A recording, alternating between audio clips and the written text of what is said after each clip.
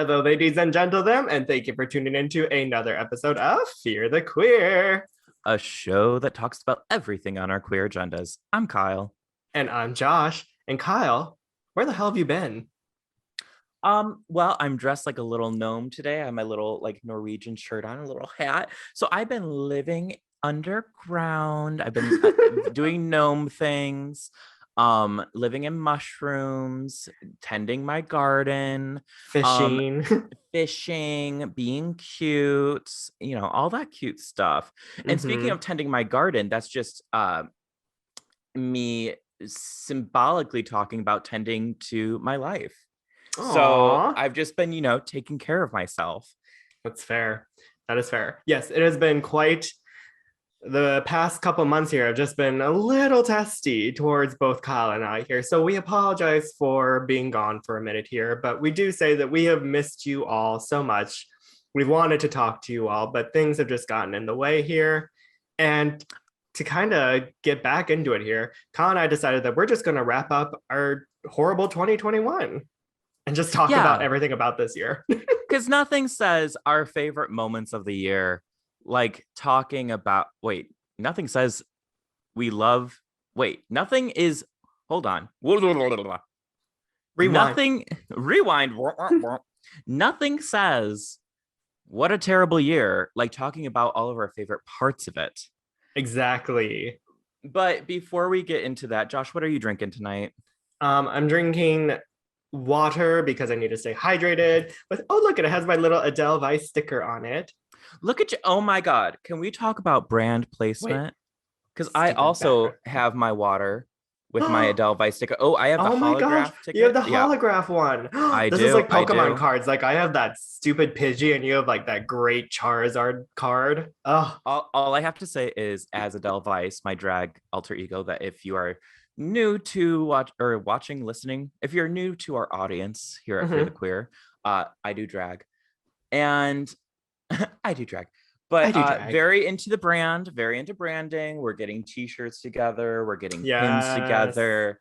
Get ready. You don't even know. So we all have stickers. Anyways, cheers, queers. Yeah. Clink, clink. Oh, cheers. Clink, clink. Well, and to be fair, too, that's kind of the reason why we've been away for a while is because you've just been killing it as Adele lately. Yeah, I mean, I guess before we get into the heart of our queer agenda today, we have another segment of Can you keep up? In which we talk about what's happening in our queer lives. And since it has been months since we have even done an episode of this show, we're just going to kind of catch up. Yeah. So I was going to say, the last time we had an episode was the first week of October.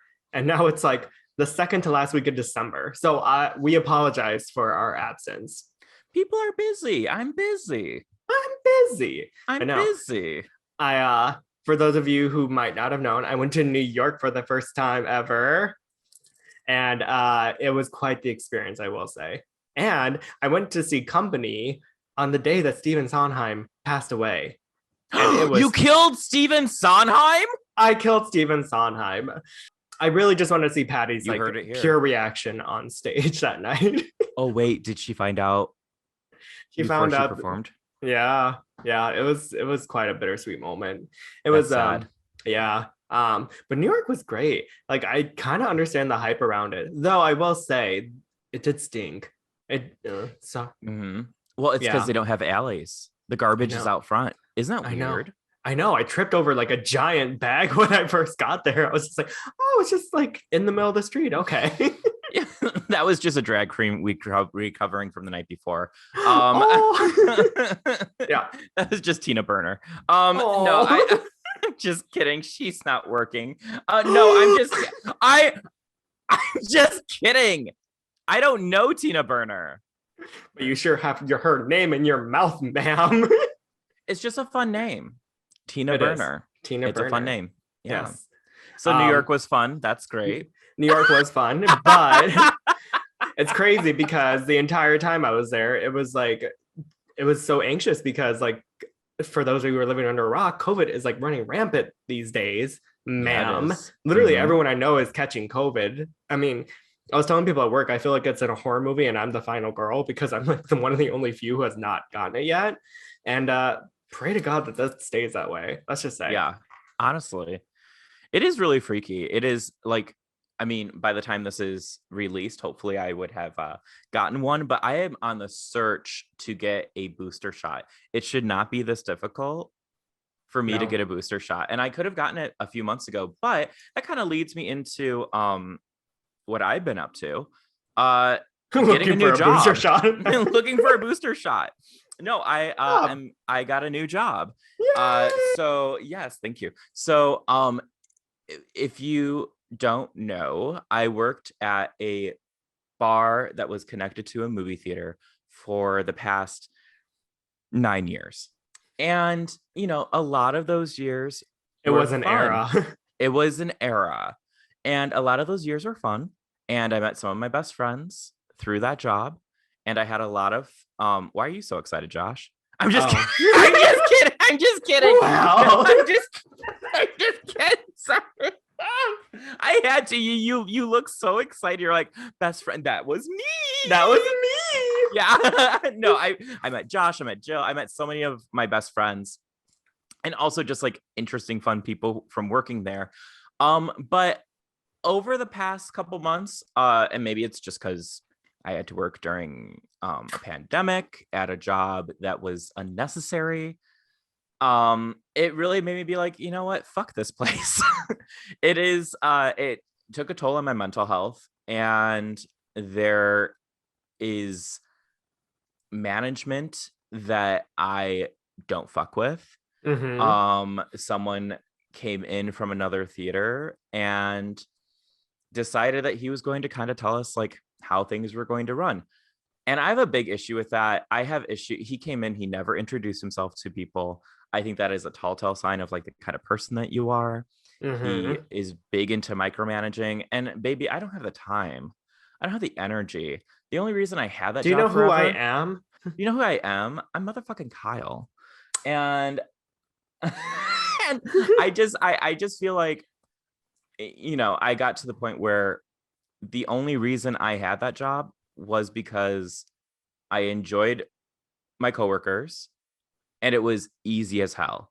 But when you start to, like, when management is so bad that some of the coworkers that I enjoy start quitting, and you make the job more difficult, like it's a bar. It's a bar connected to a movie theater. This should not be difficult.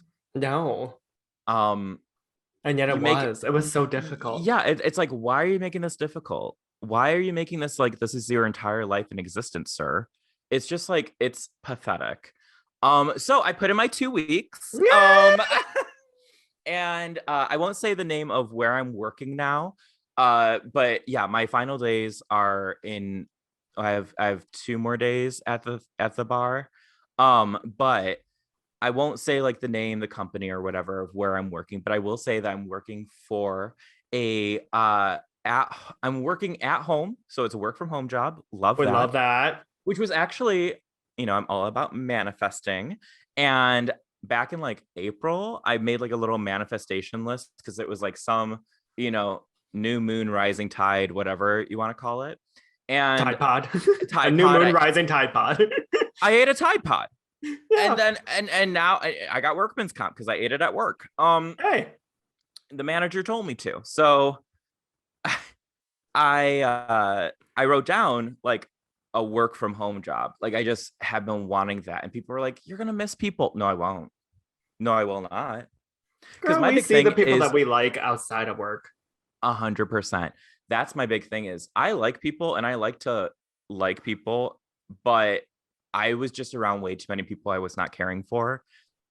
And the customers were just acting too crazy. I mean, it kind of hit me one day. So another like side note, before I worked at when I worked at the movie theater, I also worked in an architecture office, and we worked with high-end clients. It was very fancy. So we worked with high-end clients. I did a lot of like sample runs and write up purchase orders and all that good stuff.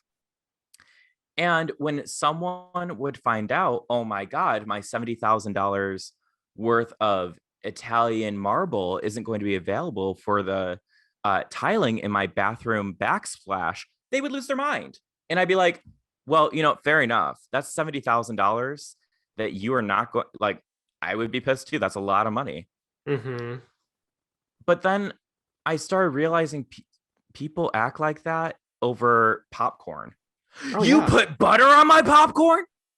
Bitch, it's $8. Like, Right. I'll get you a new one. Why are you yelling at me?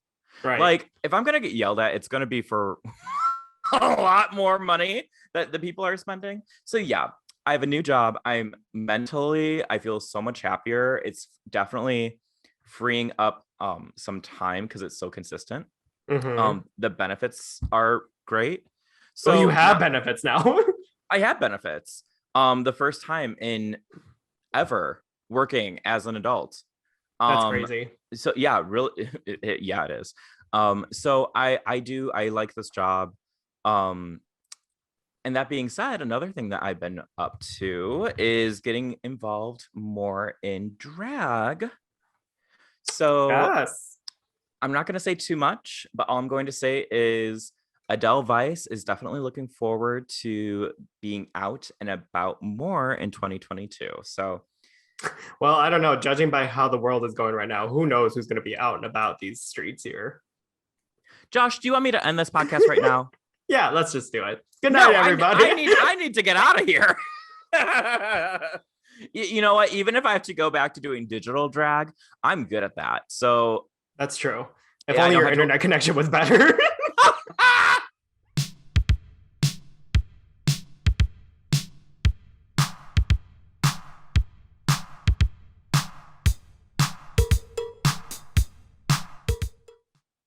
And now to get to the heart of our queer agenda today.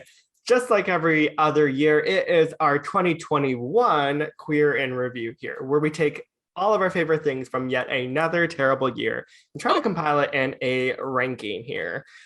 Sure, you've seen it in our 2020 edition, our 2019 edition, and now we have Third Time's a Charm 2021 edition. But this time, we're going to make the categories a little bit more unique here. So Kyle and I have compiled 5 different rankings that we're going to try to get through in rapid speed here. But as you all know, we love to chat here, so who knows how long it's going to take here. This might be a 4-part episode. Anyway, Kyle. Let's kind of like lead with this. We'll try not to be, each category, we will try not to be longer than it takes for a rapid COVID test. Ooh, good point, which is like a good 15 minutes each. Exactly. We can do it. Yeah. We can do it. We can do it. We got this. Okay. Might even be less than. I don't know. Who knows? Well, we'll see. I don't like to talk. Yeah. I'm shy. All right, Kyle, are you ready to get into our first category? In the words of Doja Cat, get into it. Yeah. All right. So our first category is top 5 times queers took over our screens. To be fair, the screen could be our TV, our film screen, yeah, or our phone screen, in case you're on the go. I don't know. Well, you gotta go. You gotta go. I don't know. I feel like a lot of people watch TV on their phones now.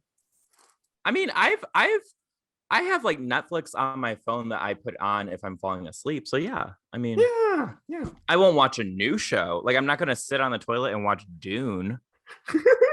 Why? It's such a pleasant I can only experience. deal with one sandworm. I can only deal with one sandworm during that time. I'm just saying. All right. For my number 5, top 5 times queers took over our screens. Number 5 for me is when an interracial queer couple played by Nathan Stewart Jarrett and Kyle Kaminski starred in 2021's Candyman. Did you see Candyman, Kyle? I did not. Oh my God, you loser! Oh, it's so good. Where is it streaming? Where is it streaming? I don't know. You could have gone to the theater and seen it. Like you know what? At the time, I worked at a theater, and I did not want to go see movies. True, that was very true. I've seen like 5 movies, new movies in theaters this past year, and couldn't recommend it. I was gonna say all except for one of them. I thought I could have watched this at home, but Yeah, I know. It's funny. We were talking about this the other day, AJ and I, my boyfriend, my fiance, in the sense that like going to movies, like it's actually uncomfortable now because you forget the Mm, like some of the stuff that you kind of put up with in a movie theater, like people like moving around, coming in late, talking through the movie and stuff like yeah. that. Where it's just like at home, you don't have to deal with any of that bullshit. But Yeah.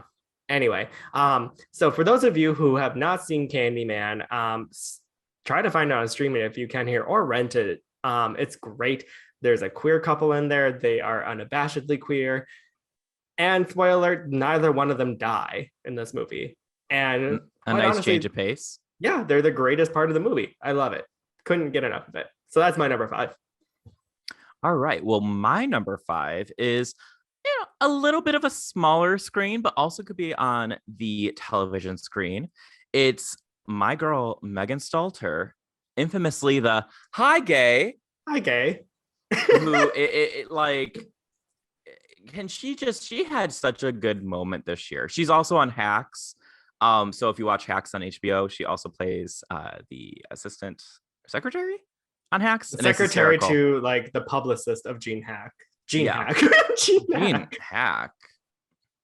Sorry. Anyway, Gene Hack. Gene Hack. Gene Hackman. Yeah, no, she's great. I feel like if you don't know who she is, Google Megan Stalter. All of her videos are so funny. They're slightly unhinged. So funny. Yes. And it's always like what was it? It was like Corporations on Bisexual Day. She did one, and it was like Corporations on Pride Month. Hi, gay, sashay away to deals. Like it was so funny, but it's so accurate. Yeah, Yes. so she's And the fact my that, number like, 5. the fact that she can like purposely stammer in a video on purpose for like a comedic laugh, like she's talented. Gotta give it Yeah, up to that girl. Yeah, she reminds me of like all the people who go live on Facebook and they're like mid-level marketing, Right. like makeup people, and they're like, hi everyone, hi Shelly, Yeah. hi, yeah, oh my god, I love your blouse, yeah, all right, are you wearing the new makeup? I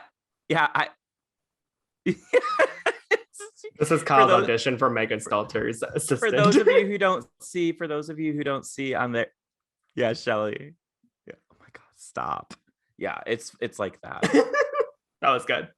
Thank you. For my number 4 on top 5 times queers took over our screens, it is actually on TV, and it is season 1 of Chucky that has been premiering on Sci-Fi, which we all know. I love horror movies, love anything to do with Child's Play / Chucky here. That he finally has his own TV show, and his kid this year that he latches onto is a 13-year-old openly gay kid who also has a relationship with an openly gay kid as well. And I love it. And it's like, sorry, I was gonna say child, but I was like, that sounds weird. But it's like it combines Child's Play, Love, Simon, and Riverdale all into like this messy, chaotic show where like it's teenager drama and then one of them gets stabbed to death at the end of the episode. I love it. It's so good. Who doesn't love messy and chaotic? Here we are. I know. Well, and like there's this great, I'm sure people have seen it, but there's this great clip of like Chucky talking about their child, Gene. And they're just like, I mean, Gene is transgender. You know, they present gender as fluid. Yeah, gender fluid. And they're like, oh, you're okay with that? And Chucky just goes, I'm not a monster. Yeah. I was just like, it's so good. That. Yeah. That definitely made the rounds on the internet. I loved it. Yeah. So that's my number 4 for this year. Nice. Yeah. Well, my number 4 is HBO's We're Here season 2. Brings me all the feels. If you have not watched We're Here with Bob the Drag Queen, Shangela, and Eureka, and you want a good cry and you want to see drag performers outside of a competitive TV show, I highly recommend it. I cry every single time. You cry all the time. I do cry all the time, but it's like emotional. Like you're seeing all these people like heal, and they're in these like southern towns. And they just need a lot of healing and love and acceptance and drag, and I love it. So if you have HBO, definitely check that out. Yes, HBO is the greatest content with such a terrible setup. Like HBO Max, like using it like on the TV or your phone or anything like that, it's like the worst like user-friendly app I've ever seen. It's okay. I haven't had any issues. But like, you know how like a lot of times like when you want to like stream or like when you want to binge watch a show, like a lot of times like Netflix and Hulu at least like give you the option to like skip credits or like skip ahead or something like that. HBO Max is like, nope, you're only going to watch this entire thing, and then we're going to ask you after each episode, are you sure you want to continue? I Oh, hate it. mine does that. Well, whatever. Bougie. Maybe I I'm have the I'm brief. I'm I'm binge watching Mare of Easttown, and they have not asked me. They just say starting next episode in 10 seconds. Yeah. It was just like, don't remind me. Just tell me. Just go. Just do it. Oh, well, Anyway. at that point, the credits have started rolling, and I'm like, okay, can I check my phone? Fair. All right. So for my number 3, speaking of HBO, my number 3 this year is actually from The White Lotus.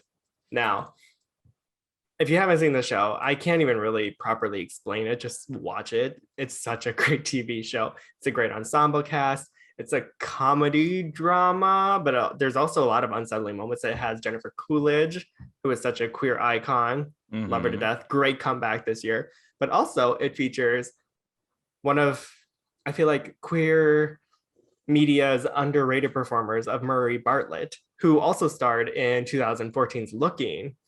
So basically, he is the manager of the White Lotus, which is this bougie, like, hotel resort in, where is it again? I forget, the Bahamas or something like that. I don't know. I haven't watched it.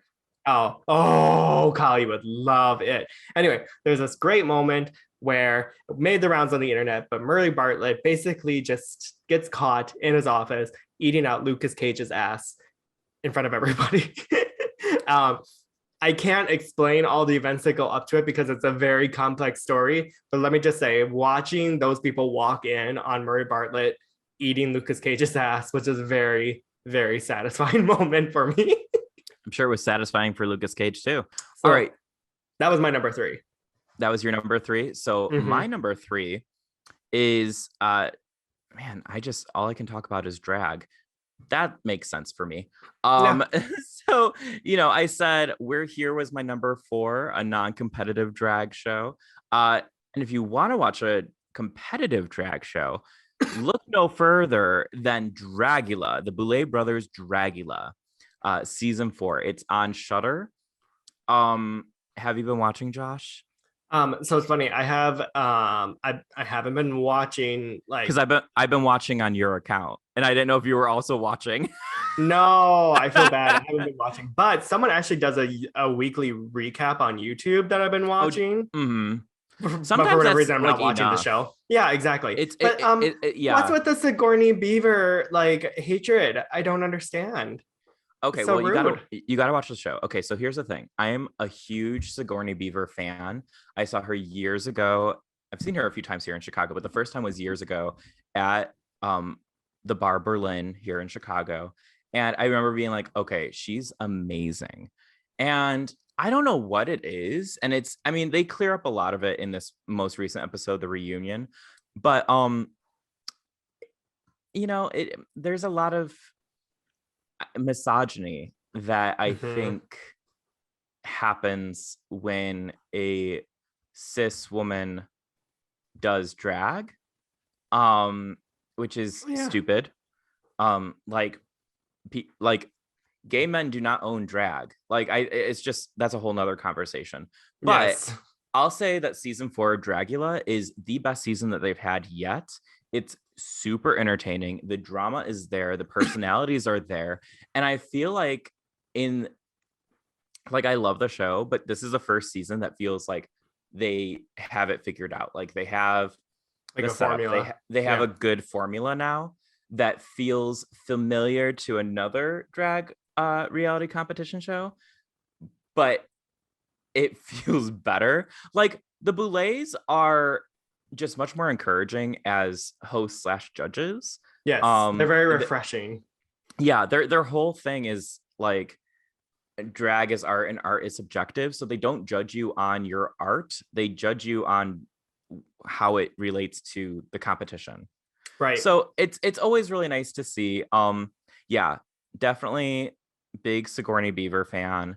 Hoso Teratoma is great. Honestly, the top 4 have been great. Saint, Dali, they've all been really good. And we had a crossover event. Jade Jolie from season 5 of Yes. Drag Race was on Dragula. Get And her, Jade. she does a pretty good job. And you know what?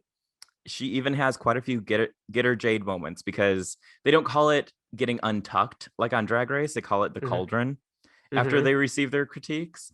And Jade has a few moments where she like goes after people and she kind of sticks up for people. She sticks up for Sigourney Beaver, because there's Oh a few yeah. people that are just kind of like nasty. They want to like, you know, stir the pot. But the thing is that, like, I mean, the reunion kind of, everything kind of shakes out. It's all, Oh.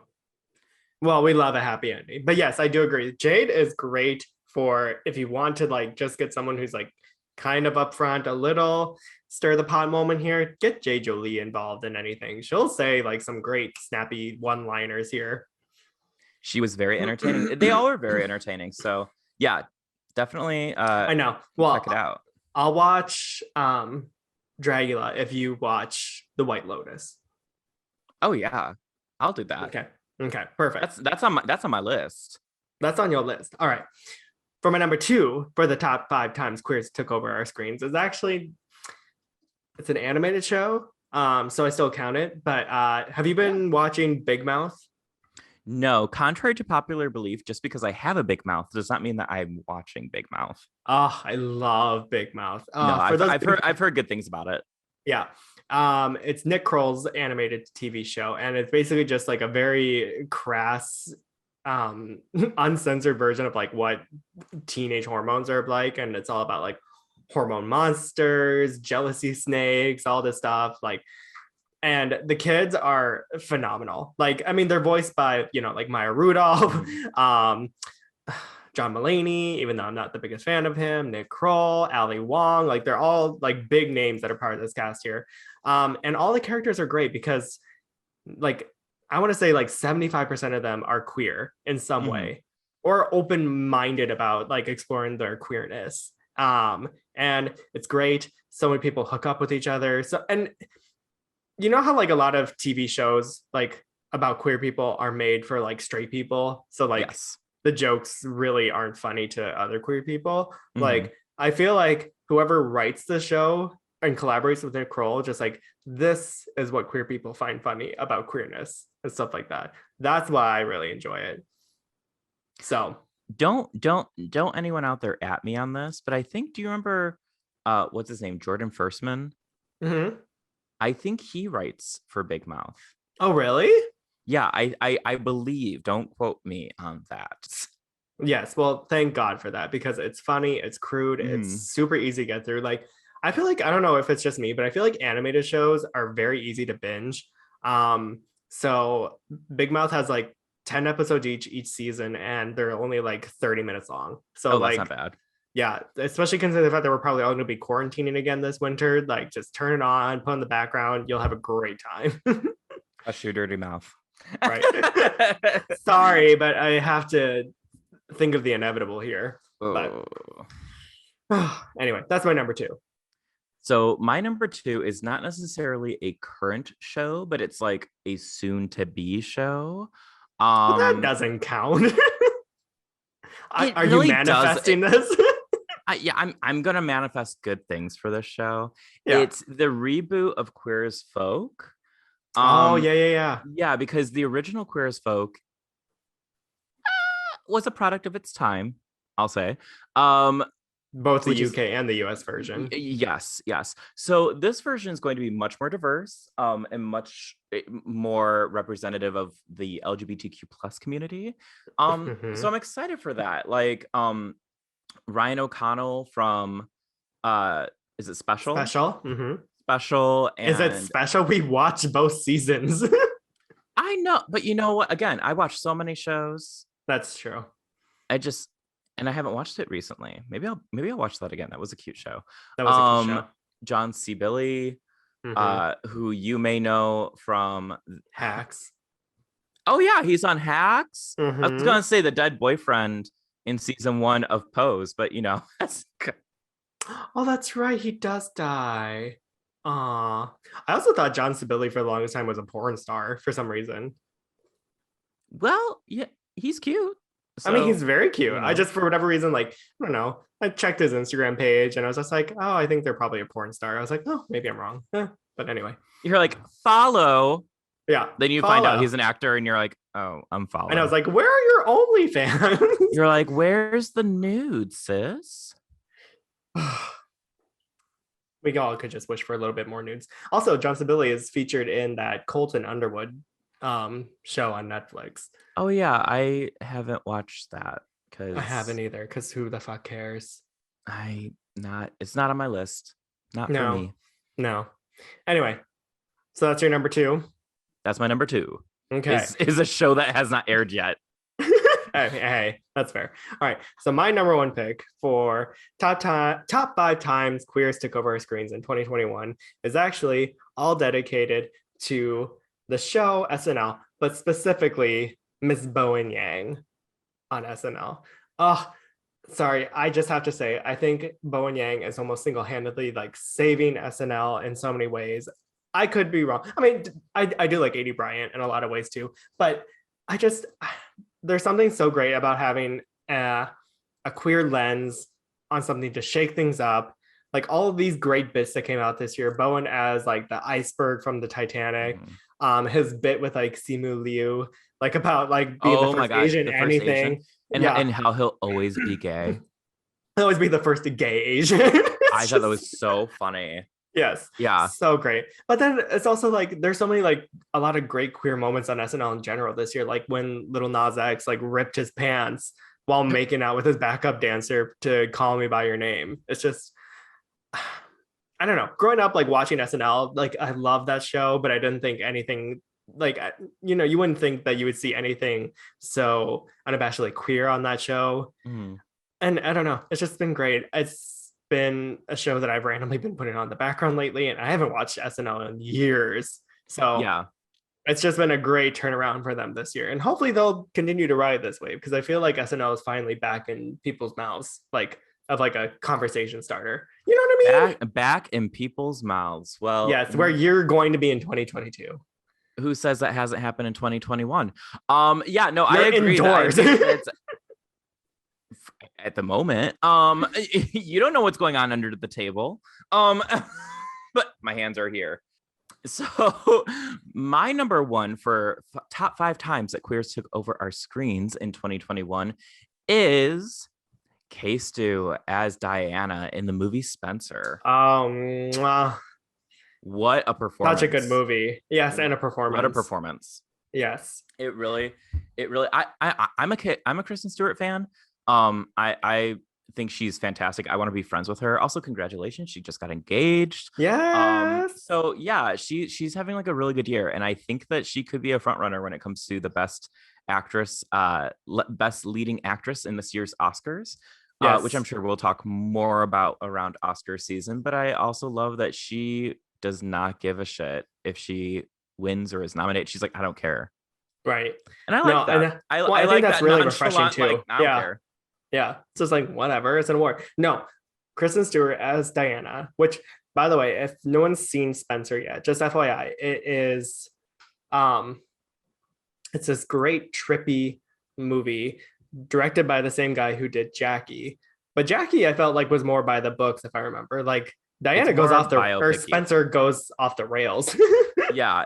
I feel like I went into watching Spencer feeling like I was going to go see a biopic, and I was kind of confused why Kristen Stewart was chosen for this role. And then when it became a little bit more artsy, a little bit more cerebral, I wasn't mad at it. I was surprised, but it works. It works really well. And I think that if anything, I hope that it kind of inspires people who may not know a lot about Princess Diana to look more into her, because just like Kristen Stewart herself, Princess Diana was a gay icon. She was great. She was a good person. But we're saving that for another episode down the line. Just you all wait. Yeah, I'm not going to say too much. Yeah. All right, cool. So that was our first category, and that only took 25 minutes. Well, it took half the time was just talking about eating a butt in White Lotus. I mean, hey, we got to get the people what they want. All right. They want their butts eaten. Yes. 2022. I think that eating ass, is that like that? I feel like that's like not taboo anymore. No, we have like songs on the radio that are dedicated like specifically to just eating your ass. We have church hymns about eating ass. Yes. When Oh, they pass around that come basket in all ye. church, you donate to the No, Eating Ass Foundation. no. Give and take, give and Yeah. eat. I don't know. All This right. is our body. Yeah. Oh, So the Lord have next mercy. category for our top 5 things in 2021, it is the top 5 hotties who made us feel things. Ooh. Yes. Now, granted, last year when we did the top 5 hotties, we specifically kept it to just cisgender men, if I recall correctly here. This time, who the fuck cares? We're just going to mention anyone who is fucking hot this year who has made us feel some good old fashioned yum yums. If you're a hottie, you're a hottie. It doesn't matter your gender. Yes.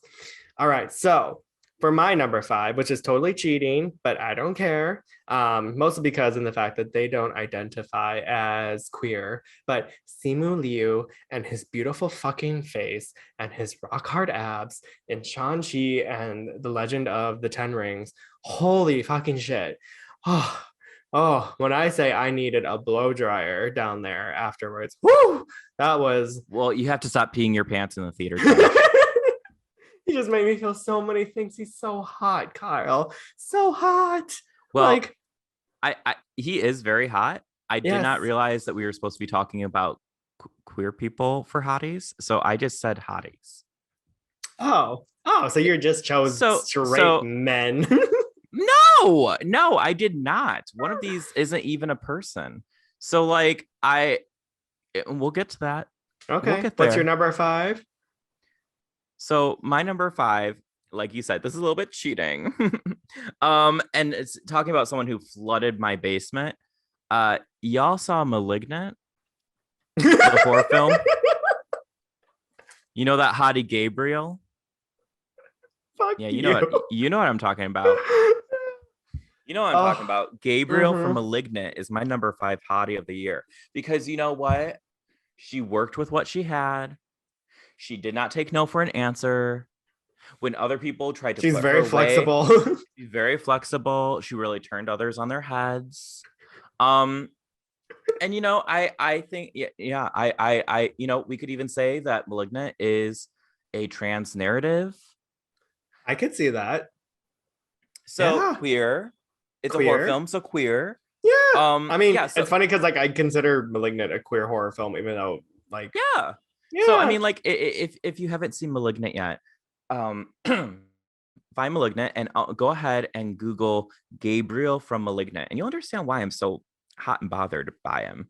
That is true. That yes, they definitely flooded some panties this year. I will say that. Yeah. All right, on to my number 4. So we were just talking about HBO content, great HBO content. One of my favorite TV shows that had their second season this year was The Other Two, that originally was on Comedy Central.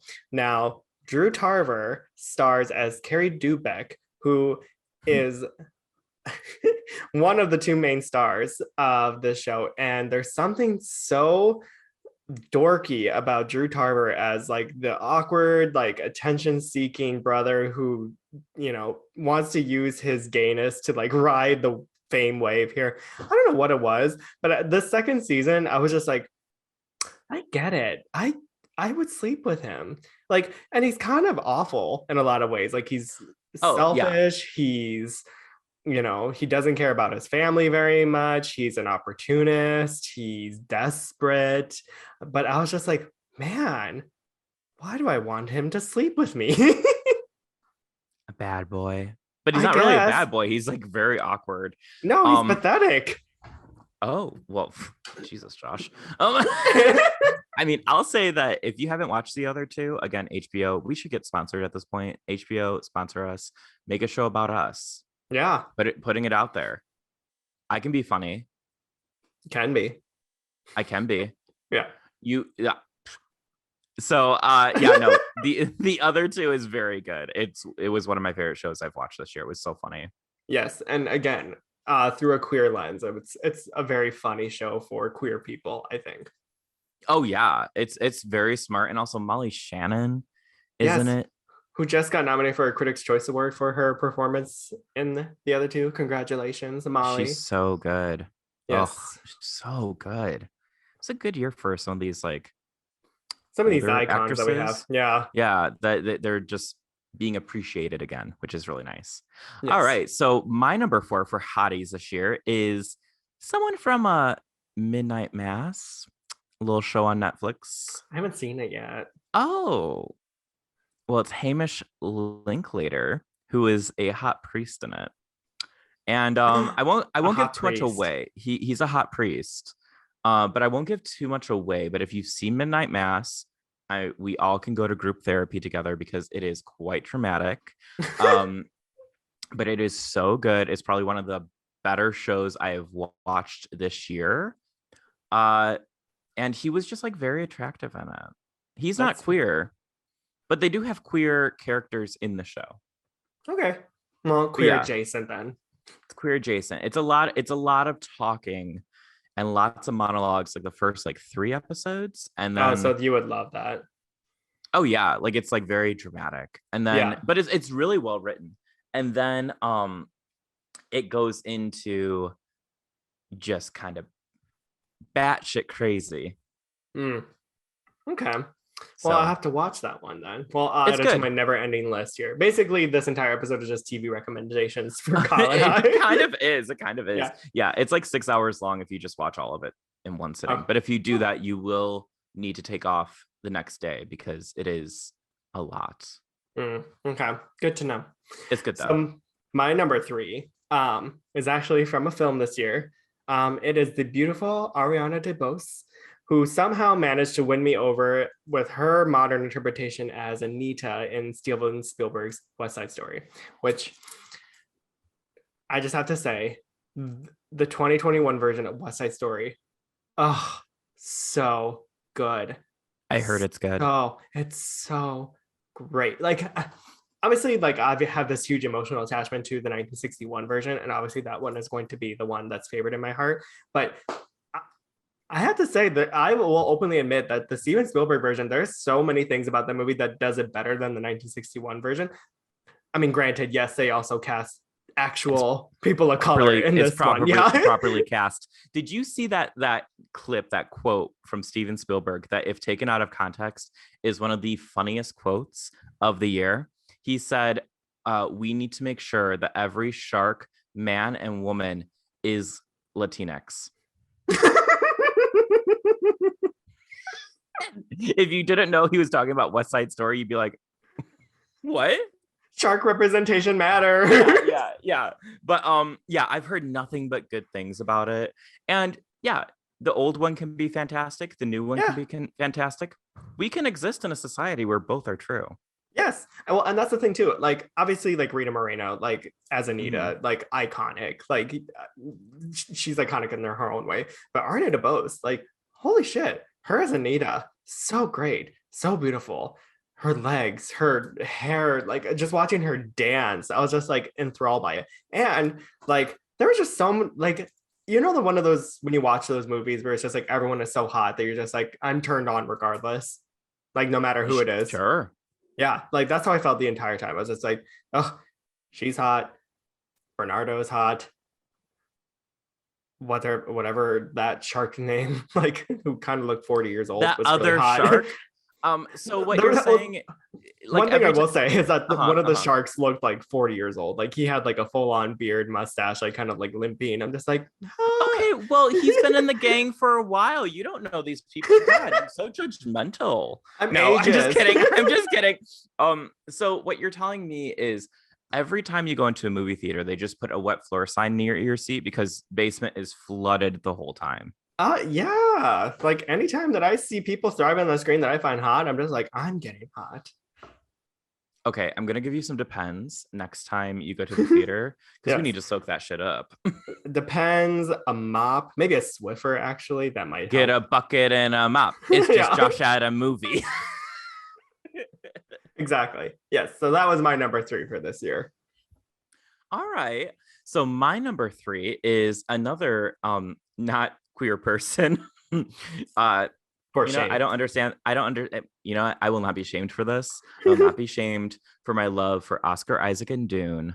Um, So handsome, so so handsome. handsome, That face. so handsome. Oh, if I Also, could be Jessica Chastain's armpit. spoilers. Oh well, you know, isn't that what we all want to be? Is just Jessica Chastain's armpit? Yeah. Maybe that's the title of this episode. Is Jessica Chastain's Jessica armpit? Chastain's armpit. Yeah, I think we Yeah. got a title. There you There go. we go. I like it. Yeah. No, Oscar Isaac. Oh, he's so hot. And I felt like for a while there was like a time where people weren't appreciating Oscar Isaac for his hotness. And I was like, why? I Who don't was know. this? I don't know. Like I just You? feel like no. Did you not ever? Well, I I do not intermingle with Oscar Isaac haters. Yeah. He is hot. He's a He is good so actor. Yeah. I like him. I'm just saying, like, I don't feel like he was getting like a lot of recognition across the board, whether it be like for his acting talent or like his hotness. I was just like, why are we sleeping on this man? Put him in more things. But I wish I feel was like, sleeping on that man. True. But I'm glad that he's in a lot more things now because he is beautiful. He is in a lot more things. Not me. Not you. All right. So for my number 2 this year is actually from an old reality TV show. As you all know, Kyle and I love America's Next Top Model. We have done many episodes. Shout out to friend of the pod, Jill, for co-hosting that iconic episode with us. But this year, one of my favorite male contestants actually came out as bisexual. Did you ever watch the seasons where they had the boys and the girls? I watched his season. He has nice lips. Yeah. Oh, wait, you didn't even say his name. Yeah. The person who I'm talking about is Marvin Cortez, and he was the runner-up for the first boys and girls season of America's Next Top Model. I don't know. There's always been hot men on the show, like Nal DeMarco, like let's be real. Oh, chef's kiss. But I've always had a soft spot for Marvin. He has beautiful lips. He just has a goofy smile. He was always really sweet. And he came out as bisexual this year, and he dropped an OnlyFans. And I was very, very happy about that. Did you pay? You paid for it? Yes, of course I did. And is the content worth it? Yes. I mean, for people, yeah. I was gonna say, like, I don't know. Sometimes I feel like OnlyFans is kind of. Are we talking general, like full frontal? I'm talking about him like fully dicking down a twink, like. Oh. Yeah. So it's not just. I can send you the video if you'd like. Nudes. Oh my god. No. Okay, go ahead. That's fine. Yeah. No, it's after. Yeah. No, it's great content. Like I'm sure you'll enjoy it for yourself. Well, you know, that's me. I love content. So I all right. So my number 2 for hotties of the year is going to be Lil Nas X. And all of his unapologetically queer performances. Yes. I think it's pretty obvious we really like him. I just really like him. And he has had a really great year. His album was really successful. All of his performances he's not like, no one is doing it like he's doing it. Yeah. And at least as like a male performer, no one is like putting in the effort that he's putting in. And it shows. Like I think that it's working for him. So congratulations on that. Well, I mean, I was gonna say Lil Nas X in general, like I feel like just reminds me of like what pop stars like did back in the day, where it's just like they weren't afraid to be a little like controversial for people to talk about them. They didn't play it safe. They didn't just worry about like streaming numbers and stuff like that. They're like, no, I want to have people start a conversation about this, and that's what I want out of this. And he's been great, and the album's fantastic. Montero was great. Very good. It's very good. Yes. So Lil Nas X, he's actually on AJ's freebie list. So. Oh. Yeah. Yeah. How many do you get on a freebie list? Well, I named off just 2 OnlyFans people, so I'm going to say we probably have at least 5 each. 5 each. Well, that's just like 5. You know, hotties of the year. 5 hotties of the year. And you get Yeah. new ones each year. Exactly. All right. So for my number one hottie of 2021 that made me feel things is actually Jojo Siwa. And I know that word, I know her that name is triggering for you, Kyle. Keep talking because I may have opinions. Yeah. For those of you who don't know, earlier in the year she has came out as queer. And she then starred on Dancing with the Stars and became the first American woman to partner with a same gender couple dancer. And she killed it. She was fucking fantastic. Like she was like top performer each week. She eventually became runner up, and it's just nice to see a queer person come out, discover themselves, and then thrive. And I have to give it up. That to me this year was Jojo Siwa. Like she just was killing it this year. And it's so beautiful to see. It's so nice to see her finally be able to be authentic in her own identity. And I just can't wait to see more of what she does down the road because she's great. So, well, you know, I have talked about my arch nemesis Jojo Siwa on this show before. Yes. Because we both bitter rivals. Well, yeah, I mean, we both cater to similar audiences. 12-year-olds. Yeah, we love rainbows and glitter. Yeah. But let me say, I've had a change of heart. I'm a Jojo Siwa fan. I'm a Jojo Siwa finally. Fan. Well, you know your what, words. You know what I think it is? When I feel like sometimes I can sense when people are queer and then they're not like out, or they're like, I'm like, and then she came out and I was like, okay, baby. So you're just waiting. Yeah. That's fair. Yeah. It's like before you came out, I was like off on the side, like, Like me? No.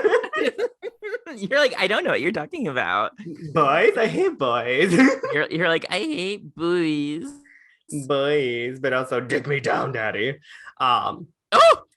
Anyway, what's your number one pick? Jojo Siwa. Yeah. My number one pick for Hottie of the Year is actually going to be Elliot Page. Aw, speaking of someone who is authentic to themselves this year. Yeah, just he's a little guy. We're very happy for Elliot Page, and he definitely, speaking of people who come into their own, I feel like Elliot Page has definitely come into his own, and we love to see the trans representation out there. So, yay! Yeah. And don't get me wrong, but they were posting like a lot of thirst traps over this past year too, weren't they? Oh yeah, and I think that there's something really cool about. I mean, here's the thing: you can be trans and not medically transition. That's not a necessary thing. It doesn't validate your gender, but it can help people. Like it, people can do that for those who are confused. Yeah. But I think that there's something really refreshing about someone who is trans posting unabashedly thirst traps, and just like loving the skin they're in. I think hopefully will help others like feel confident in the trans bodies that they also have, and not be ashamed, because we live in a cishet society that tells you that your body is ugly and not worthy if you are anything that isn't cisgender and heterosexual. So anytime a queer person is embracing themselves and flaunting it, good for you. We love it. And we thank you all for providing all that content for us this year. All you hotties out there. Thank you. All you hotties. Yes. Especially you, Gabriel from Malignant. Yeah. I was going to say, I'm surprised they were just your number 5. Like, come on. Well.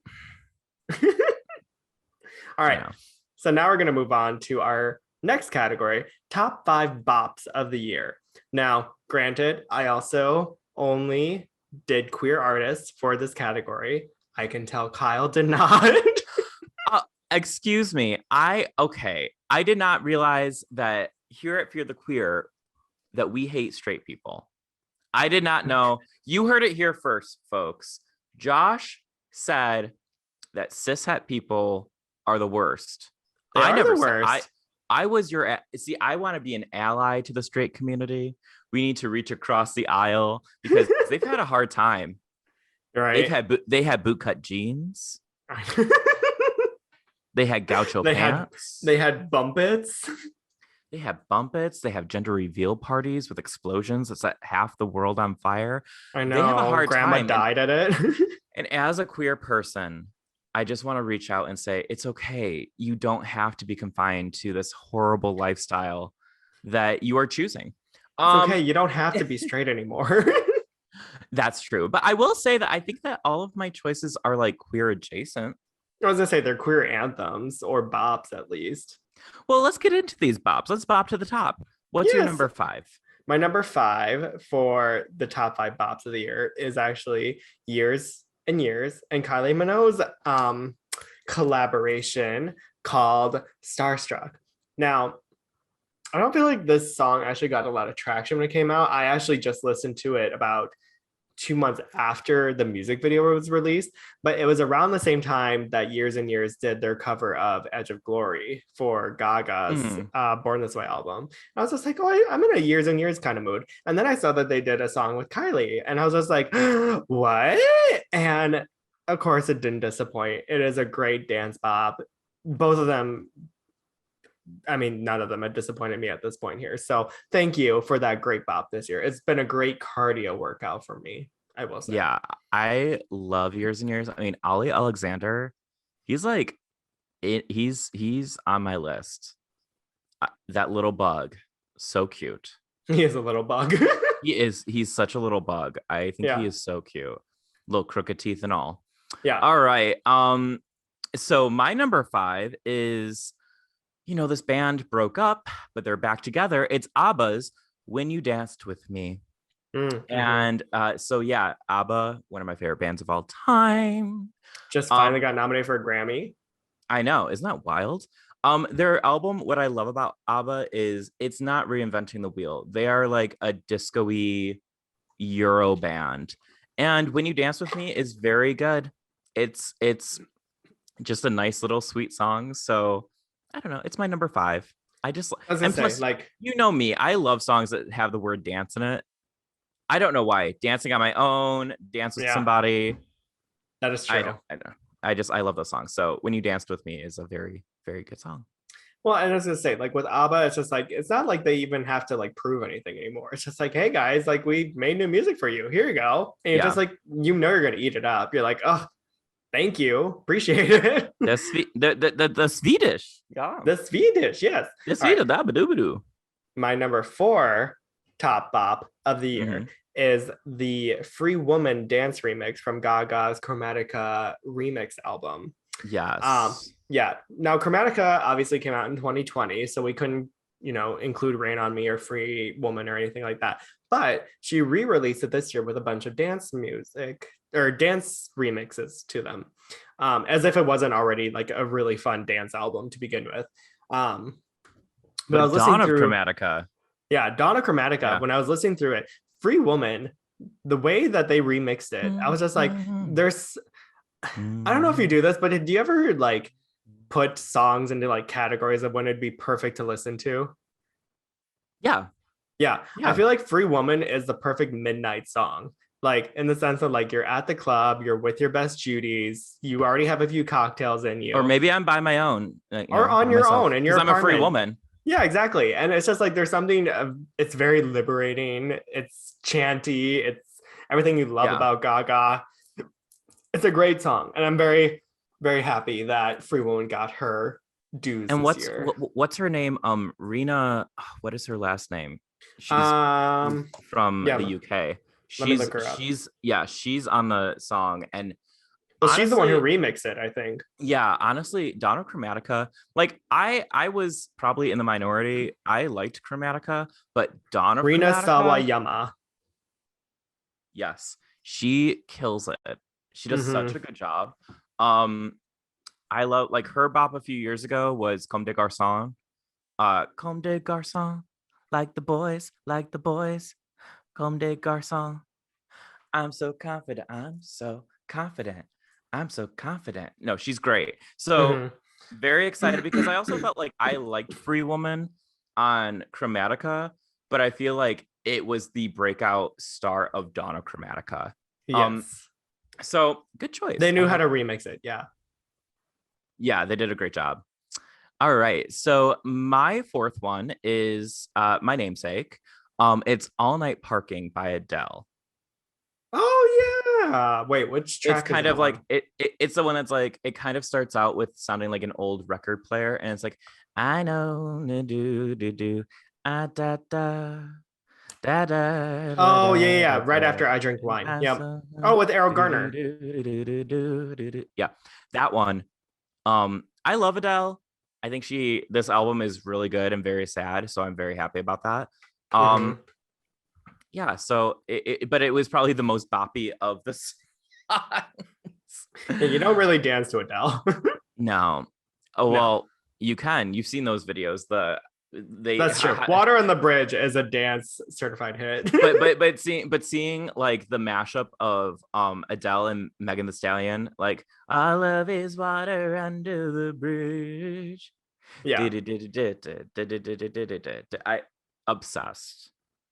Give the gays what they want. We love it. Obsessed. I loved it. All right. So my number 3 for top bops of the year is actually a live performance from the great Miley Cyrus. So for those of you who don't know, Miley Cyrus actually hosted a Pride festival that streamed exclusively on Peacock this past June here.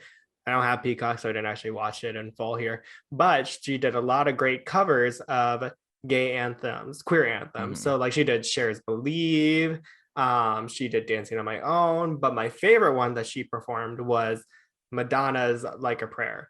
And I'm sure you guys already know, I love Miley Cyrus's voice. I think she has such an underrated, like, great rock tone to her voice here. And to hear her belt out Like a Prayer, oh, like tears in my eyes. I was having like a Kyle Parker moment. I was just like, this is beautiful.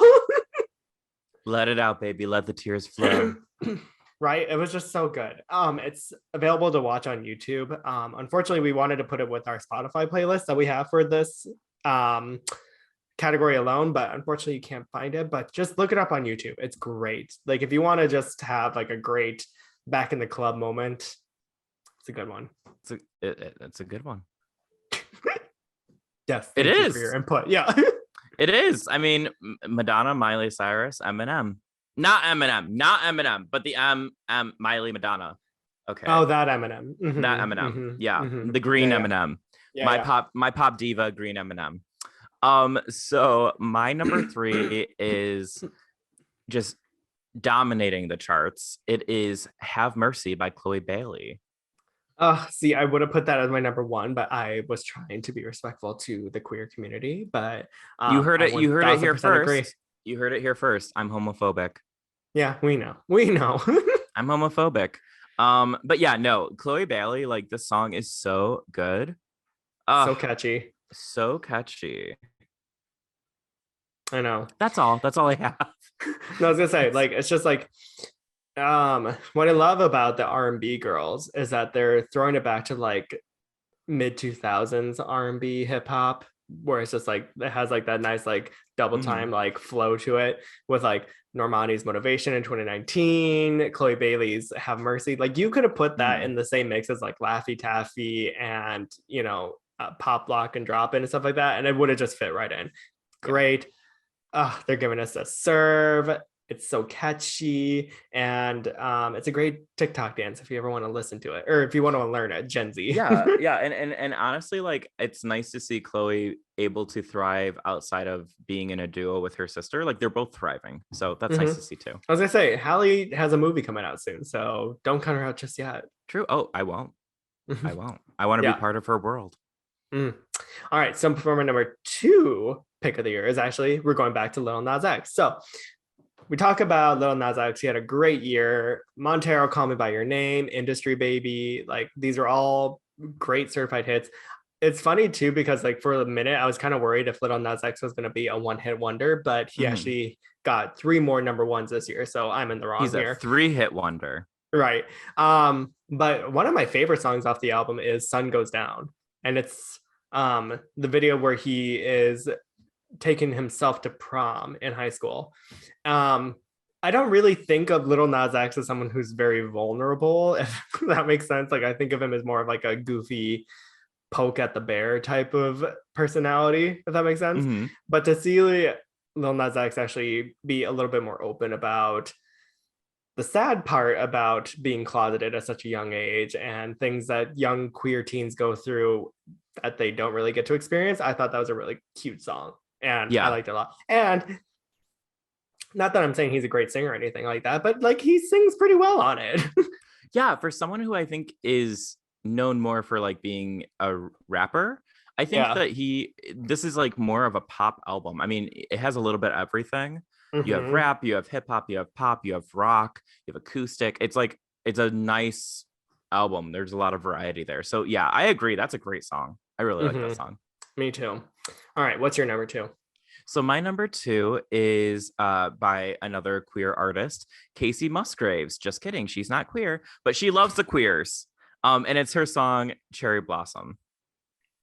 Aw. Oh wait, no, I don't know that one. I feel like her album didn't get a lot of appreciation this year. I liked it though. She has Maybe a it was whole the timing. Maybe it was. She has this whole, I mean, she went through a divorce too. So like Adele, you know, there's always going to be that like momentum behind them making new music because of their broken love. But yeah, no, she has like a whole like visual like album songs that go with it. Simone from RuPaul's Drag Race is in the video. So like she loves the gays. She knows what she's doing. And she looks great. It's a good song. It's fun. And she's very cute. I will give that to her. She's very and cute. She's a Leo. Of course she is. Of course she is. All right. So sorry, getting a little wrapped up here. So my number 1 bop of 2021 is actually by an icon that we've held to a high standard for many, many years. Her name is Rebecca Black. And no, I'm not being ironic when I say this. She released a song this year called Girlfriend. And when I say I was floored when I heard it, I was like, oh my God, this is great.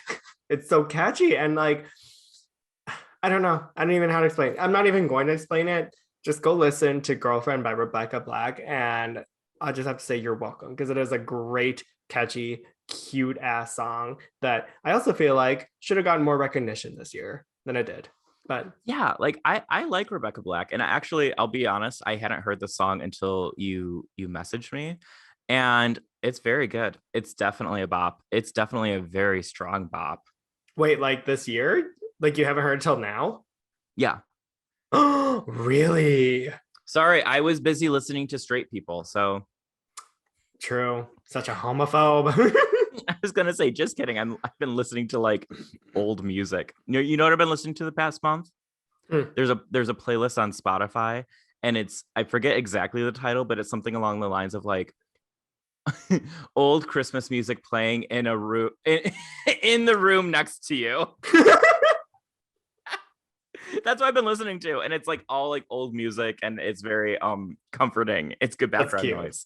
Yeah. So my number 1 is, I don't know their sexuality is their business, because there is talk that one of them could be queer, because she was seen with Kalani after an award show. But this is going to be the song Kiss Me More by Doja Cat featuring SZA. Yes. I mean, well, and to be fair, one of them is specifically quiet about their sexuality on purpose. So I'm just gonna say that's a queer hit. That's a queer hit. You did good on that one. It's so good. Thank you. It's very good. It's a good song. Doja definitely had a very good year. She did. And I just wish she would stop working with Dr. Luke. Yeah. Same with Kim Petras. I'm just like, girls, stop it. Yeah, it's But that's a totally different topic. Yeah. I'm like, well, anyways, so sorry. Yeah,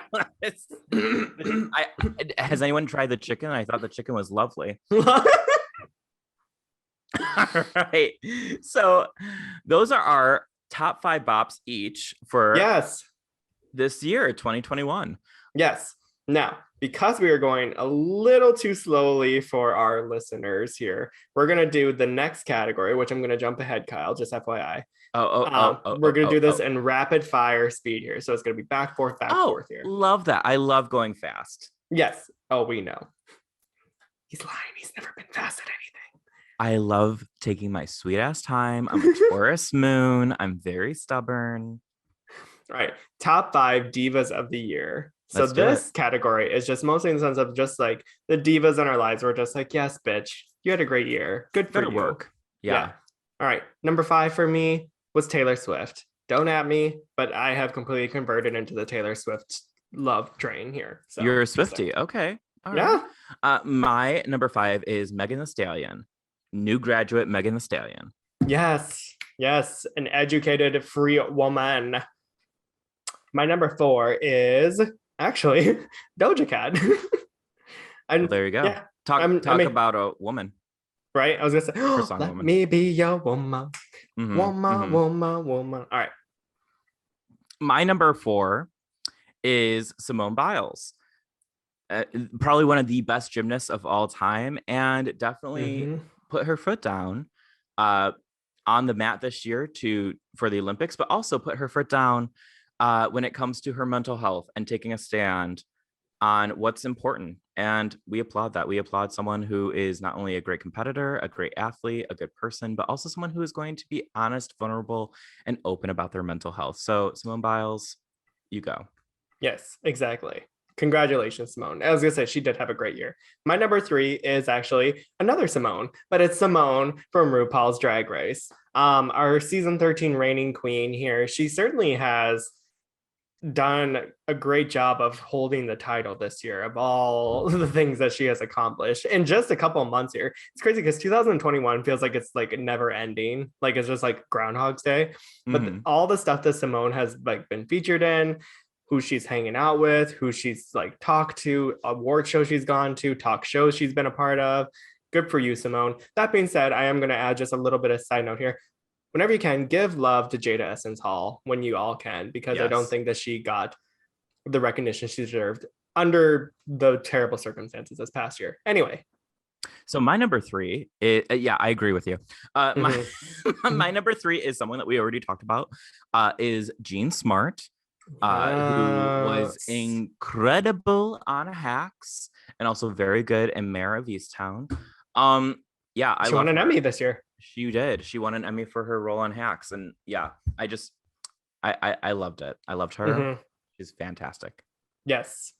My number 2 pick this year is Michaela J. Rodriguez, also known as MJ Rodriguez. They just finished the final season of Pose, which was beautiful. She became the first trans woman to be nominated for a lead actress in a drama at the Emmys, and she's still killing it. She just starred in Tick Tick Boom, which is the Netflix musical on Jonathan Larson's life and career, which she was phenomenal for. Which, by the way, Kyle, you would totally love Tick Tick Boom. It's so good. Oh, I mean, I love Andrew Garfield, so like I'm gonna eat that shit up. And by shit, you mean his butt. Okay, well, this is not, whatever that was, number 3 of gays on screen or something. What was I forget what the hell it was called. So gays on screen. Gays on screen. Gays on film. My number 2 is Jennifer Coolidge, because she's having like a comeback. She's having a moment. I think people are finally like being like, oh yeah. Yeah. Oh, wait, like I won't even do her voice. I can't do her voice. But I think that people are I think people are finally appreciating her for the talent that she is. So I'm very happy about that. We just watched the Netflix movie Single All the Way with Michael Urie. How was it? Was it fun? I mean, AJ cried. Like I didn't. I mean, it's cute, terrible. You would like it. But there's a great line that Jennifer Coolidge's character says. She's just like, I love the gays and they're always obsessed with me and I don't get it. I'm just like, yeah, you know your audience. I like that your Jennifer Coolidge could also be like Mrs. Incredible Elastic Girl Holly Hunter. That's true. It is very Holly Hunter-ish. Wait, can you do that again? Can you like the gays are obsessed with me? The gays are obsessed with me, and And I you could starred in the piano. yeah, I didn't have a finger. Yeah. I you could or if you do a whoa, it could even go a little bad share. So It's giving share. I like that. Oh, celebrity couple. Yeah. Yeah, what's his name? Shawn Sean Mendes. Simon. What was it? Sean Mendes. Sean Sean Simon. Simon. I don't remember these people's names. I don't know. Anywho. Anywho, so it's you. It's your number one. Oh, it is. Okay, sorry. My number one for this year is Miss Britney Spears. Because congratulations, Britney, you are finally free at last. Free Britney. She's a free woman. So my number one is no surprise, Dolly Parton. Yes. Because gave money to fund the vaccine, and there's still a bunch of you fuckers who haven't taken it, so that's fun. I know. Dolly Parton would not be happy about this. The amount of people who have unfollowed me on Instagram because I have been very outspoken about making fun of people who are anti-vaxxers. It's just been like the trash has been taking itself out. So thank you very much. I appreciate it, all you fuckers. I mean, I don't even. I feel like that's a sign that you're doing something right. I don't know if people unfollow me. I don't care. I just don't care. But yeah, no, Dolly Parton is always having a year. We always love Dolly. Also, she came out with a Jolene remix. Did you hear that? Of course she did. It's fun. It's like a legit like club remix. It's like Jolene, Jolene, Jolene,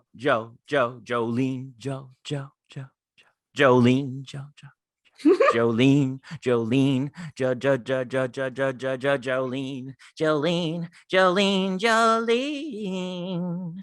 Oh, Dolly. I love Dolly Parton so much. Anyways, so those were our top 5 divas of 2021. Yes, now we thank have you so one much. more. Yes, it's our final category this year. This one's a fun one here. It is fun. Top 5 times that we had gotten secondhand embarrassment from celebrities this year. Yes. Yeah. There's a lot of them. I gotta say, there was one thing that I noticed between 2020 and 2021. It's how much celebrities really are so disconnected from the rest of us because they do not realize how stupid how unimportant they are. They think that they're so important. And I'm like, you know what? It started with the Imagine video and it's gone downhill. It really did. They thought that they thought they saved everyone from COVID with Imagine.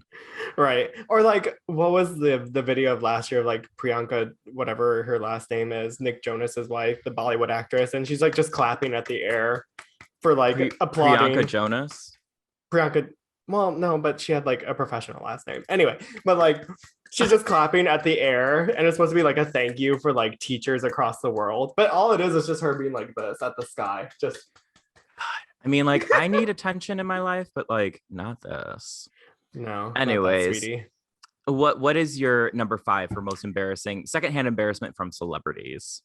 So my first one is actually the Queen of Rap, who, I mean, at this point, I don't even know if she really gets that title anymore, but it's Nicki Minaj's like cousin's friend whose balls, may we pray for her cousin's friend's balls who are enormously engorged because of the vaccine. And allegedly. It's just such a travesty. Allegedly, the vaccine made his balls so big that it hurt and he couldn't do much. What was amazing about that entire thing was the fact that Trinidad was able to like tweet at Nicki Minaj and be like, yeah, that didn't happen. Like there's no one here that has been treated for that. Like that did not happen. And then she's like, okay, well, I'm gonna go. Like I was invited to the White House, and then the White House was like, "We didn't invite you. We said that you could talk to." I was gonna say we're gonna call a doctor for you. So, Barb's out there, don't come for us, but like, I don't know. Barb's come for me. I'm sorry, but you know, Nicki Minaj. Between Barb's and Swifties, they mean business. They're scary to me. Ugh.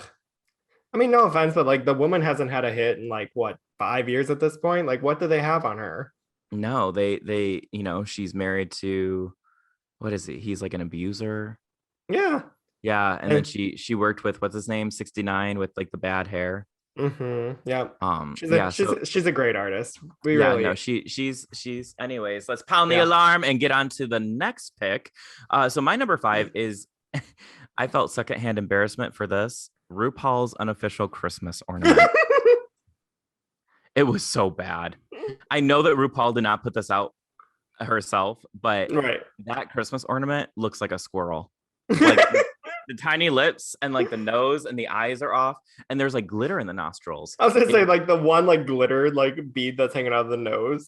It is wild. And what I love is like all the Drag Race winners, like Trixie, Shay, Bob, they all bought them and were tweeting about them. And Trixie's like, I just bought 12 of these. And then RuPaul retweeted her and was like, catch me outside. I just thought I was like, if someone made an ornament of me and I looked that bad, I'd be like, ooh, this is a cease and assist moment. But or like my favorite one was actually Raven when she had her new show coming out, like Painting with Raven, and it's just like a Photoshop image of like the ornament, like Raven painting RuPaul.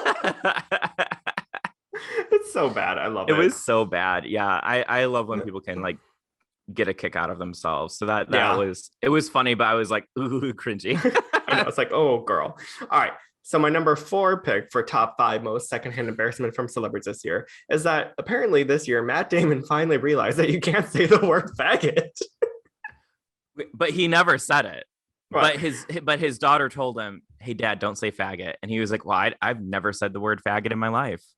Well, no, because until just now. Right. Well, no, because he said it in a joke. And she was like, Dad, that's not funny. You can't say that. And he's just like, what? And he's just like, I didn't mean it in a disrespectful way. He's like, I meant it in like a casual Boston way. Right. I was just like, what do you mean you didn't mean it in an offensive way? And it's so sad too, because Matt Damon, I used to think he was so hot at one point. I'm just like, I mean, if you call me faggot, like at least be like dicking me down or something. I don't know. Like, oh my God. What? God. You didn't think he was hot at one point? That's a Good Will Hunting. Sorry, my laptop. Yeah, Good Will Hunting. Yeah, Good Will Hunting was one of my favorite movies growing up. It was very good. But yeah, that was cringe. Yeah, very cringe. It was cringeworthy. So my number 4 is it's Chris Pratt. Just in general. In general, I am embarrassed. Mostly from his like Instagram post to his like wife or something. He is so mushy and gross and weird. But then problematic. He's problematic, but I'm livid about the fact that he has all of these voiceover. Yeah. Mario, you're not Italian X. You are like that. I don't think so. I don't believe you. But what was the other one that he just got? The Garfield. Yeah, Garfield. I was like, Chris Pratt as Garfield? No, I don't think so. But did you see did you see the meme where it's just like people wanted Beyonce as Mario? Truly an Italian X person. Well, it's just like that would have been great. Like the meme was it's me, Beyonce. I sing at the Halo. I sing at the Halo. She'd be like this. It's me, Mario. Watch out, Are you Bowser. with me, Lions? Are you with me, Lions? Just so like boom. I love Beyonce. I won't fuck with a beehive.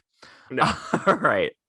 My number 4 for top 5 secondhand embarrassment from celebrities this year.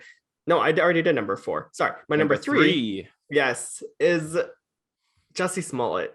Like, ooh, girl. Like, talk about wanting to hate crime someone. Right. I was gonna say, oh my God, like if they didn't hate crime him, I'm gonna hate crime him. Was Jessie like, I heard Matt Damon call me a faggot. Like, was that but before that, we did poppers together and masturbated. Hey, if that's not the Chicago gay community, I don't know what is. Right. And that's just going down to the bodega. So right. I was gonna say that's just like on Clark Street, like outside of Sofo Tap or whatever. Yeah. No, how embarrassing. I know. Also just like it's just I can't believe it's been 3 years. 3 years. And I bet if you go back on the show, you would find us being like, support Jessie, like these kind of crimes should not be happening in our community. Just call us Boo Boo the Fool. In 2018. we support you, we love you. You know, I hate everyone now. So you're welcome. See what you did to me, Jesse? I remember it I remember very vividly that I think Colin Kaepernick actually posted like this lengthy Instagram post of like being like, we stand in support of Jesse and blah blah blah. Like this is such a terrible thing that happened. And then like I think like 2 weeks later he deleted it. He was like, oh shit. Like yeah, it was embarrassing. Yeah. Speaking of embarrassing, my number 3 is Ben Platt and Dear Evan Hansen. Yes, grandfather Ben Platt. It was just so, I mean, the memes Did you watch it? Of that. No, but the memes that came out of it are just, I couldn't bring myself to watch it because I was like, how are you going to cast someone who is my age? And yes, I know I look young, but how are you going to cast someone who is supposed to be what, 16?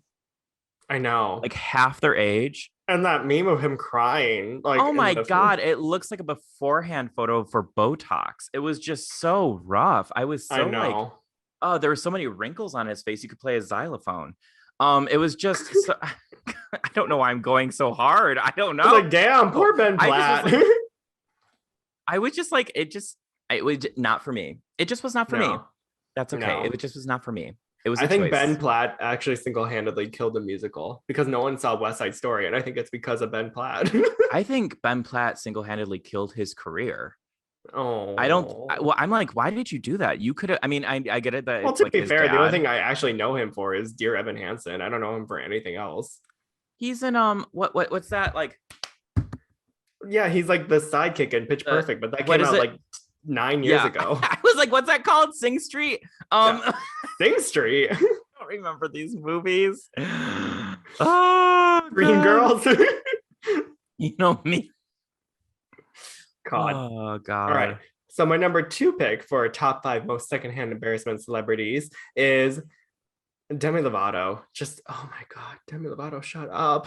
Demi Lovato, just please stop talking. Okay, sorry. I know that they've had a troubled past. I know that they've had, struggles all their lives here. But like, I feel like the effect of it just goes downhill after a while when you make a new documentary about your life every 2 years, exposing even more secrets that you were lying about from the past documentary. I mean, I do kind of love how much of a Leo move that is. I guess, yeah. Because they are Leo. I mean, here's the thing. Like, I can't even get one documentary about like, Rihanna. And yet we have like 6 of Demi Lovato. Yeah, all self-produced. Here's the thing. I don't know what it's like to be triggered by my local froyo place, but I'm sure offering fat-free options. Yeah, I mean, I think some things just don't need to be posted online. I think that's like a good rule of thumb is not everything has to be posted online. If you're a celebrity. Yeah, especially if you're a celebrity. Yeah. Like, just like, you're gonna like, why are you calling out a froyo place? Embarrassing. But like, what is that like? What is that like elementary school teacher sign where it's just like, before you act, is it kind? Is it, whatever? Like, it's just like, we need to give that to every celebrity about their social media. Like, before you post. Yeah, before you post, maybe just like play Bejeweled. Maybe just, like, why? You don't need to post this. Just like, yeah. So I don't know. Triggered Froyo Shop was a big one for 2021. Yes. So speaking of feeling triggered when they see things, my number 2 is Billy Porter going off about Harry Styles wearing a dress. Yes. The irony and insanity of Billy Porter thinking that he started femininity or started wearing dresses is bizarre. Yeah. It's definitely like, okay, well, that's an interesting hill to die on. That's a hot take. Because like, I mean, granted, he has turned a lot of looks, and in the most recent years, he has made it more visibly seen that you can wear feminine garments on the red carpet. That's great. Yeah, I'm not going to take that away. But I feel like, I mean, he has since apologized, but like, what? It was like, why is he going up on Harry Styles? And granted, like, Harry Styles, I'm not like a diehard fan or anything like that, but I was just like, is this what we're dealing with right now? Right. This is what we're mad about. Like, there's literally people dying, and you're upset that someone else is also wearing a dress. Fuck off. Like, my God, it was just so. I was like, Billy, stop. We get it. Pose ended. Right. You need to like, To quote revitalize. Nicole, right, to quote Nicole Pagebrook, this is just malicious faggotry that I did not sign up for. Yeah. Speaking of malicious faggotry, did you watch that Cinderella movie on Amazon Prime? No, my God. Exactly. Like, Exactly. I'm sorry, but Camila Cabello, whatever her name is, like singing Rhythm Nation as Cinderella. I'm like, what? See, I won't go there. I won't go there. No. But yeah, Billy Like, Porter with as the fairy godmother. He was like which, literally the epitome of the yes, mama, gay, slay, house down boots, like the like whole like mimic. right. It was just not. And then they're just like, I deserve more credit for having a dress on. I'm just like you're making it not cool to wear dresses. You're fucking shit up for the rest of us. Right. So my number one most secondhand embarrassment for a celebrity this year is fucking J.K. Rowling. Just, oh my God, girl, shut up. Just shut up. Like, Yeah.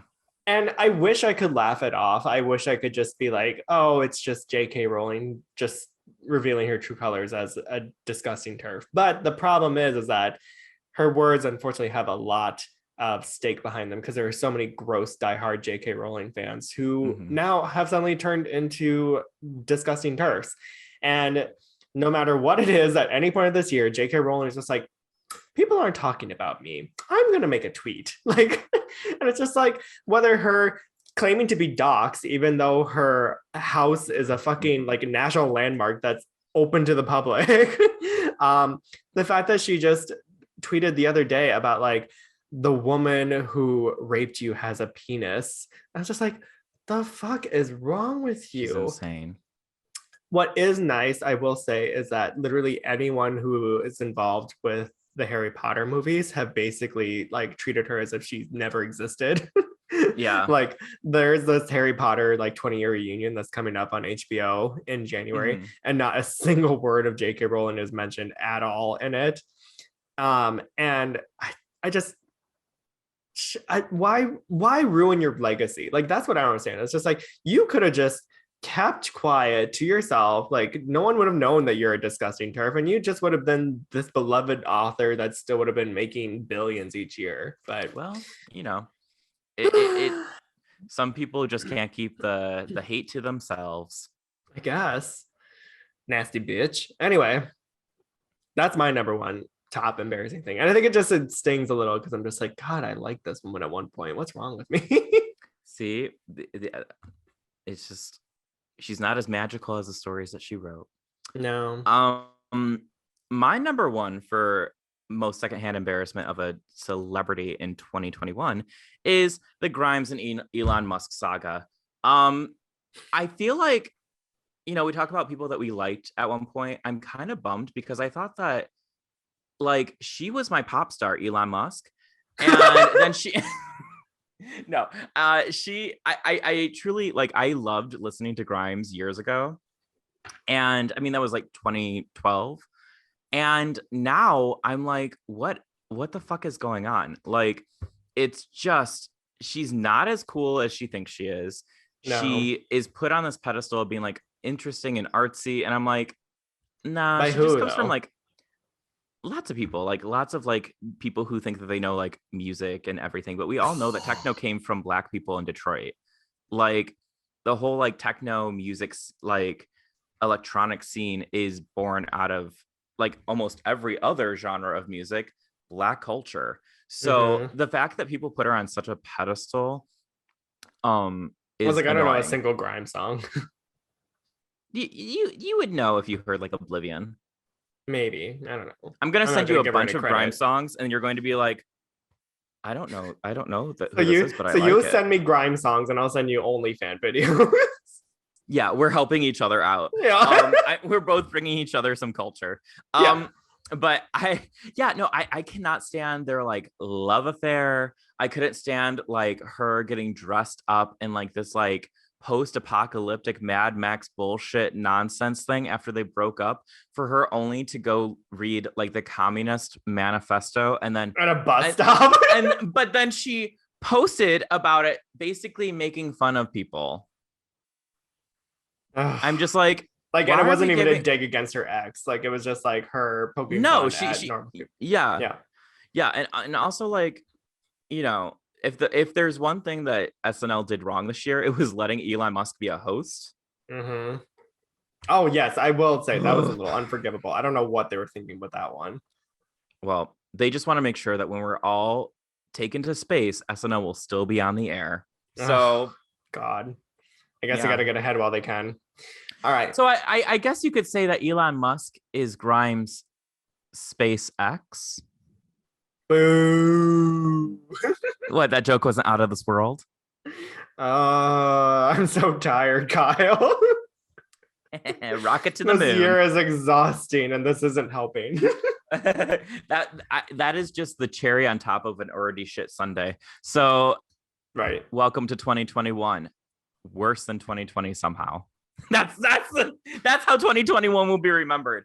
2021 somehow worse than 2020. Well, I was gonna say, to wrap up here, one thing I will say is that I actually think 2021 was worse than 2020 in a lot of ways, and that is saying something because 2020 was terrible. Yeah, I mean, like, I definitely think that the longer we're in this pandemic and the more issues that arise, the more unhinged I feel.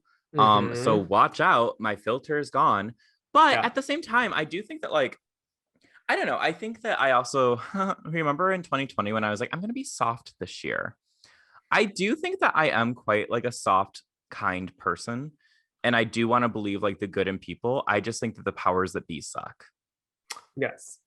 You know? And yes. And, you know, the older that I'm getting, I'm just like, my God, I don't have faith in anybody anymore. Like, God, all it's so politicians sad. suck. All politicians are terrible. Yeah, I guess like I've always kind of lived my life with the politicians suck sort of attitude.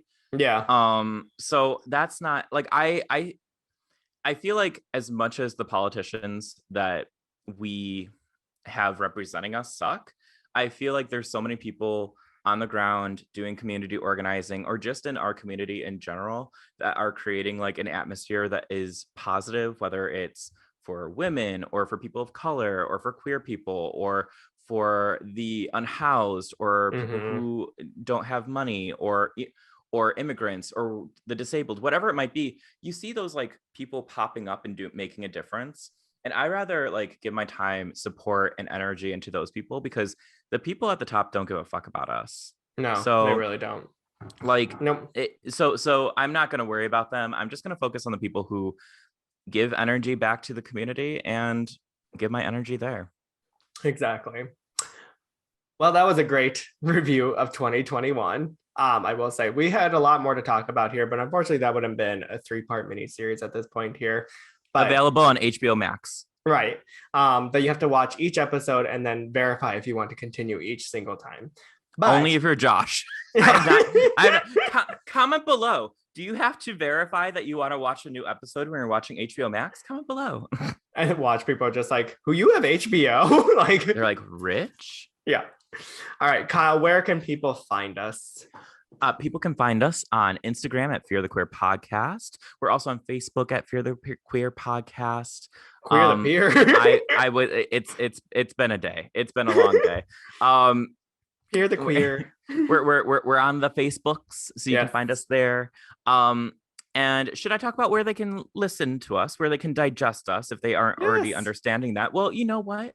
If you found us on YouTube, congrats, we're on the YouTubes. But you can also listen to us if you don't want to see our faces, or if you're driving, we highly recommend don't watch. But what? I feel like I need to tell people don't watch us if you're driving. Unless like you're in the back seat of the car and you have like those little like headsets on the like sit on the possibly, but or you could get car sick. And there is one thing I do not want. I do not want the sight of myself to make someone sick. So you can anymore. So you can listen to us on Spotify, SoundCloud, and Apple Podcasts. Yes, that is true. Josh, if people want to talk to us, if they want to collaborate with us, how should they contact us? The easiest thing to do is to slide right into our DMs on Instagram or on Facebook here.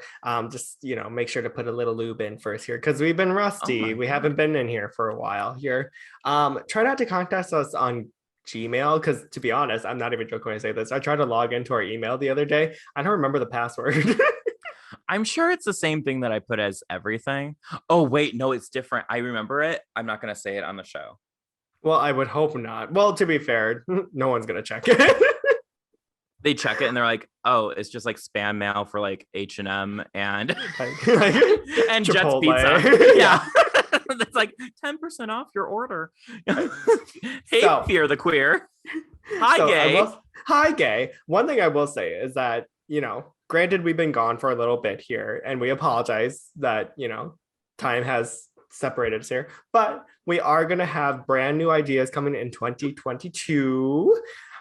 We can't really reveal a lot of them just yet here because they're going to be surprises to the audience here, but we have a lot of things coming your way. So be prepared for hopefully a lot of fun content, at least for the next couple months here soon. Love to see it. Yeah. And as always, I'm Josh. And I'm Kyle. And we're Fear the Queer. Well, and Happy New Year. And Happy New Year. And Happy New Year, queer. Queer. Bye, queer. Bye, queer. Sashay away into this New Year. Deals. Josh.